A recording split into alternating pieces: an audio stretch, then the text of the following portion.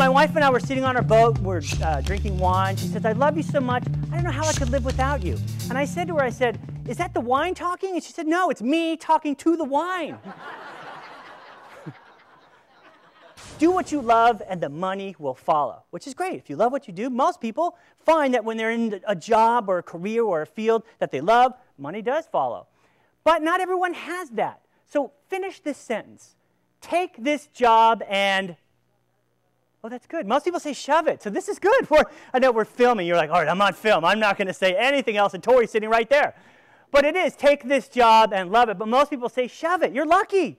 Drew Carey said, oh, you hate your job? Why didn't you say so? There's a support group for that, and it's called Everyone, and we meet at a bar down the street. You know why adults always ask kids what they want to be when they grow up? They're asking the kids because they don't know. They're looking for ideas.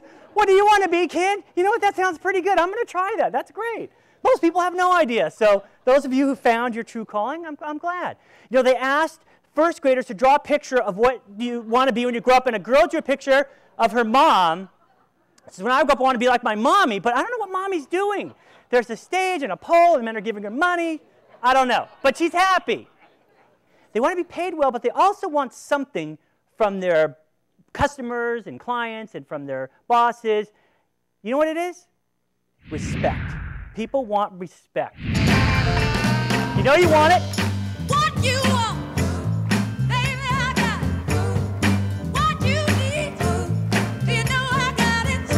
When you start paying attention to the things that you enjoy about your job, you start to realize, wow, I actually have it pretty good. I got a good gig here. So take a picture of things that make you happy. I started doing this, things that I thought were ironic, like this sign. Always open, and yet they're closed. I had to take a picture of that. I thought that was funny. This was at SeaWorld Drive. It said, no U-turn, but someone stuck this over, so now it says, no, you didn't. And then this one. You have neighbors like that? Einstein said if you take your hand and put it on a hot stove, 1 minute feels like an hour. But if you're doing something you enjoy, 1 hour feels like a minute. So when you're at work and time just passes, this water represents time, and you feel like the day, it's almost like magic. It just disappears. That's when you know you're doing what you're supposed to be doing. That's the part of your day that you love. Thank you. I want to ask you a question. What do these things have in common? Whiteout, laser printers, fire escapes, and bulletproof vests. They were all invented by women. Because men and women, like brain types, do things differently. We think differently. The first protective cup was used in hockey in 1874. The first helmet wasn't used until 1974. It took guys 100 years to figure out that their brain was also important.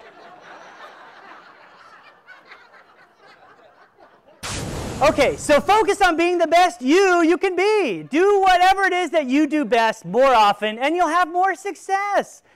There was an ad in the Reader that said, I can do anything your husband can do, but I'll do it now. So brand yourself as someone that gets things done. No excuses. Look what Michelangelo did with 3 colors.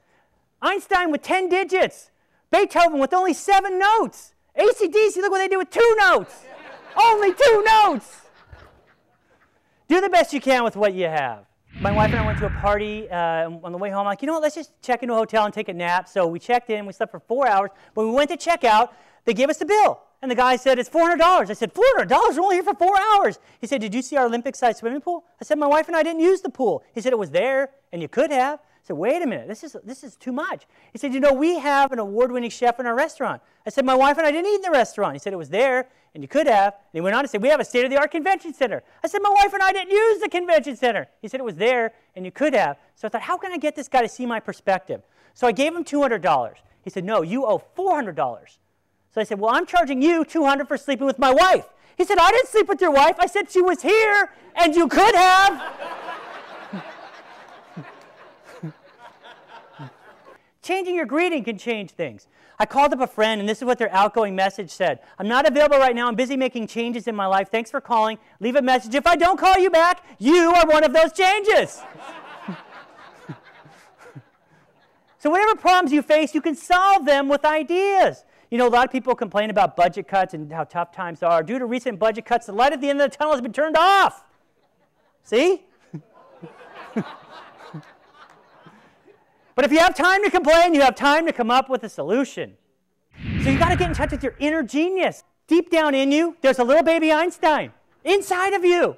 When you were a kindergartner, you used 64 colors of crayons. By the time you finished high school, you're using one color of ink. You got to get back in touch with that child that had wonderful and wild ideas. We must collaborate. That's how innovation is happening. Think about the Rolling Stones. Can you name a Rolling Stones song off the top of your head? I mean, you already shouted. But name a Mick Jagger solo song.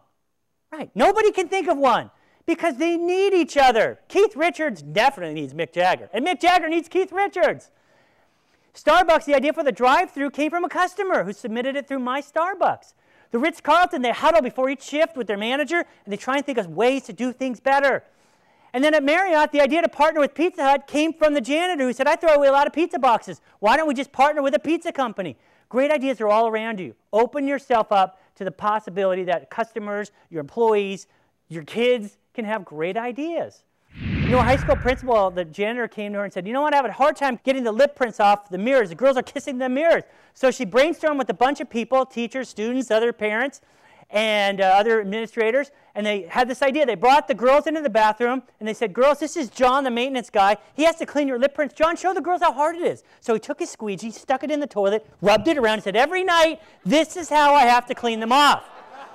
Nobody put their lips on the mirror again. Now, the best ideas are win-win ideas, where the least amount of resistance comes when the most amount of people are going to benefit from your ideas. So look for ideas where the most amount of people will win, and you'll find that you will have less resistance and you can get your ideas through. People collaborating with a common goal can accomplish amazing things. I am honored to have been on this stage to help you do what you do even better. Thank you so much. Here's to you and all that you do. Thank you.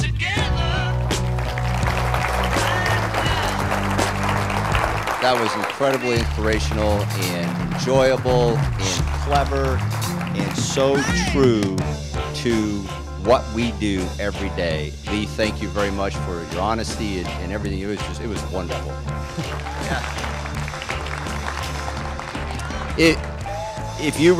I know that it moved really quick, but if you go back and really think about some of the things that Lee said, I mean, you cannot help but find things out of there, items out of there that will help you every single day. So it was a terrific, terrific presentation. Thank you very much.